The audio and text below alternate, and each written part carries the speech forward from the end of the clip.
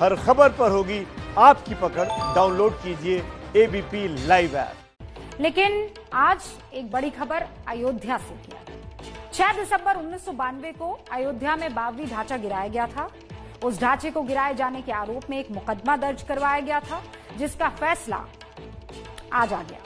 28 साल बाद बाबरी ढांचे गिराए जाने के सभी 32 आरोपी बरी कर दिए गए। किसी भी आरोपी के खिलाफ कोई सबूत नहीं मिला। लखनऊ की सीबीआई अदालत ने 2300 पन्ने का जजमेंट दिया। सीबीआई का ये पूरा केस वीडियो, फोटोज, मीडिया में छपी रिपोर्ट्स और गवाहों पर टिका था। लेकिन सीबीआई ऐसे सबूत कोर्ट में पेश नहीं कर पाई, जिसके बाद लाल कृष्ण आडवाणी, मुरली मनोहर जोशी, उमा भारती, विनय कटियार और उनके साथ 32 लोग बरी हो गए। लेकिन अयोध्या विवाद खत्म होने के बाद अब मथुरा और काशी की आवाज और बुलंद हो गई।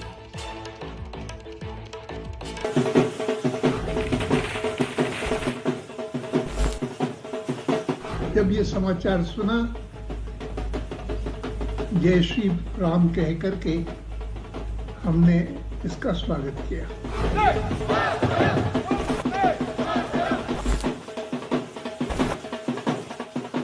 इस अवसर पर मैं तो एक ही बात कहूँगा कि जय जय श्री राम और सबको सन्मति दे भगवान।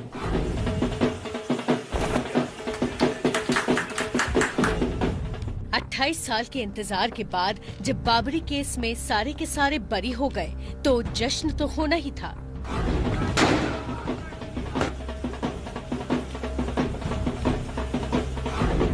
खास तौर से लाल कृष्ण आडवाणी के लिए आज का दिन बेहद अहम था, क्योंकि बाबरी ढांचे को गिराने के जिस आरोप ने कभी उनकी राजनीति को चमकाया था, वही आरोप पिछले एक दशक में उनके खिलाफ इस्तेमाल होने लगा था। ये जरूर है कि ये फैसला आते आते इतनी देर हो चुकी है कि अब आडवाणी को इसका कोई राजनीतिक फायदा मिले, इसकी उम्मीद कम है। लेकिन आडवाणी फिर भी खुश है। स्पेशल कोर्ट का आज का जो निर्णय हुआ है वह अत्यंत महत्वपूर्ण है और हम सब के लिए बहुत खुशी का प्रसंग है। जब ये समाचार सुना, जय श्री राम कह करके हमने इसका स्वागत किया। बाकी आरोपियों की तरह आडवाणी कोर्ट रूम में नहीं गए थे, वो वीडियो कॉन्फ्रेंसिंग के जरिए कोर्ट की कार्यवाही का हिस्सा बने। लखनऊ की सीबीआई अदालत ने आज जो फैसला सुनाया, उसके मुताबिक 6 दिसंबर 1992 को अयोध्या में जो हुआ उसके पीछे कोई साजिश नहीं थी। यानी आडवाणी, मुरली मनोहर जोशी, उमा भारती, विनय कटियार, कल्याण सिंह, साध्वी रितंभरा और साक्षी महाराज जैसे लोग पूरी तरह बेदाग हैं। इस मामले में जो 49 लोग आरोपी बनाए गए थे, उनमें से सिर्फ 32 जीवित हैं और उन 32 लोगों को बरी करने के लिए कोर्ट ने 2300 पन्नों का ऑर्डर दिया। इस फैसले के मुताबिक ढांचा गिराने के मामले में किसी तरह की साजिश के सबूत नहीं मिले। जो कुछ हुआ वो अचानक हुआ। आरोपियों का ढांचा गिराने से कोई लेना देना नहीं था। कार सेवा के नाम पर जुटी भीड़ ने आक्रोश में आकर ढांचा गिरा दिया। सीबीआई 32 आरोपियों के खिलाफ सबूत पेश करने में नाकाम रही। अखबारों में लिखी बातों को सबूत नहीं मान सकते। सबूत के तौर पर सिर्फ फोटो और वीडियो पेश किए गए। जो वीडियो पेश किए गए उनके साथ छेड़छाड़ की गई, इसीलिए उन पर भरोसा नहीं किया जा सकता। सबसे बड़ा सवाल ये था कि क्या भड़काऊ बातें कही गई, भीड़ को उकसाया गया, प्रेरित किया गया ढांचे को गिराने के लिए। इसके बारे में जज ने कहा कि मजबूत साक्ष्य नहीं दिए गए हैं, उल्टे इस बात के प्रमाण ज्यादा है कि वहां जो बड़े नेता मौजूद थे वो भीड़ को रोक रहे थे, समझा रहे थे। जो छोटे नेता वहां पर मौजूद थे, जिनकी कुछ तस्वीरें दी गई थी कोर्ट में सीबीआई की तरफ से कि उनकी भूमिका है ढांचे को गिराने में, उसके बारे में कोर्ट ने कहा कि सिर्फ तस्वीरों से या अखबार की रिपोर्ट से बात नहीं बनती। तस्वीरों का नेगेटिव तक पेश नहीं किया गया कोर्ट में। जो एविडेंसेस सीबीआई ने दाखिल की थी वो एविडेंसेस में 2-3 बिंदुओं पर उन्होंने बात की। पहला ये कि जो न्यूमेटिक कैसेट, जो समय घटना की कैसेट्स थी, वो कैसेटें सील बंद नहीं थी, उस पर रिलाई नहीं किया जाता। दूसरी कोर्ट की ओपिनियन आई थी कि जो घटना वहां पे कारित हुई थी, जो कार सेवक वहां इकट्ठा हुए थे, उनकी मंशा नहीं थी वहां घटना करने की। उनकी मंशा थी एक सुप्रीम कोर्ट के आदेशानुसार एक मोरंग बालू बुरकिला करके सरयू में वहां एकत्रित करना। दूसरी बात ये थी कि ऐसा है कि वहां पे चूंकि रामलला की मूर्ति थी, तो जो भी कार सेवक वो ये घटना नहीं करना चाहेंगे कि जिससे वहां पे वो मूर्ति बाबरी मस्जिद गिरे, वो मूर्ति वहां पे वो मूर्ति को हानि पहुंचे।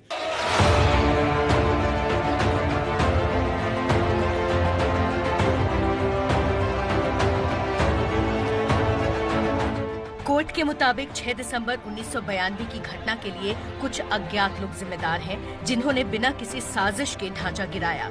लेकिन इस फैसले से आरोप मुक्त हुए जय भगवान गोयल ने जो कहा, वो कोर्ट के फैसले से बिल्कुल अलग था। ठोक कहता हूँ, यस हमने तोड़ा था, उसका मुझे गर्व है। अगर 6 दिसंबर 1992 को हम ढांचा ना गिराते तो राम मंदिर कैसे बन पाता। पूरा एजेंडा था कि बचना नहीं चाहिए, बचना टूटना ही चाहिए, ये हमारा भाव था। और भाव के साथ साथ हनुमान जी की कृपा हुई, हजारों की संख्या में, लाखों की संख्या में लोग वहां पहुंचे। हर एक कार सेवक के अंदर स्वयं हनुमान जी आगे थे। कोर्ट का ये फैसला जिन बड़े चेहरों के लिए राहत बनकर आया, वो हैं लालकृष्ण आडवाणी, उमा भारती, विनय कटियार, मुरली मनोहर जोशी, कल्याण सिंह, साक्षी महाराज, साध्वी ऋतंभरा, चंपत राय, महंत नृत्य गोपाल दास, महंत धर्मदास और रामविलास वेदांती। देश में राजनीतिक पार्टियां हैं, राजनीति चलती है, तो उसको चलने दो। अब इस वक्त तो राम जी का मंदिर बनाने के लिए उधर ही जुटो। सबको मेरा एक ही निवेदन है कि अब ये निर्णय आ गया है और इस विवाद का पटाक्षेप होना चाहिए। और सबसे मेरी ये प्रार्थना है कि सबको सन्मति दें भगवान। जय श्री राम, जय श्री राम। कांग्रेस की साजिश थी, एफआईआर दर्ज करने में कांग्रेस की साजिश थी। 28 साल पहले एफआईआर दर्ज की गई और 28 साल बाद स्थिति हो गई, खोदा पहाड़, निकली चुहिया, मरी हुई। यहाँ तो चुहिया भी नहीं निकली। न्यायालय ने साक्ष्यों को देखा और खंगाला, परखा। 28 साल लगातार ये प्रक्रिया चली है, तो आज जो निर्णय आया है उससे दूध का दूध, पानी का पानी हो गया। इस फैसले के साथ अयोध्या के वो दोनों मामले अब खत्म हो चुके हैं, जिन्हें लेकर लंबी अदालती लड़ाई चली। पिछले महीने ही अयोध्या में राम मंदिर के निर्माण के लिए शिलान्यास हुआ है। अब बाबरी केस में आरोप मुक्त हुए बीजेपी नेता मथुरा काशी की आवाज उठाने में जुट गए हैं कि हम तो बहुत दिनों से चिल्ला रहे हैं कि तीन हमारे तीन एजेंडे में थे। जो प्रस्ताव पास किया था तो उसमें मथुरा, काशी और अयोध्या ये था। अब एक अयोध्या मुक्त हो गई, काम जारी है। काशी और मथुरा में कोई ज्यादा काम नहीं है, थोड़ा बहुत काम है।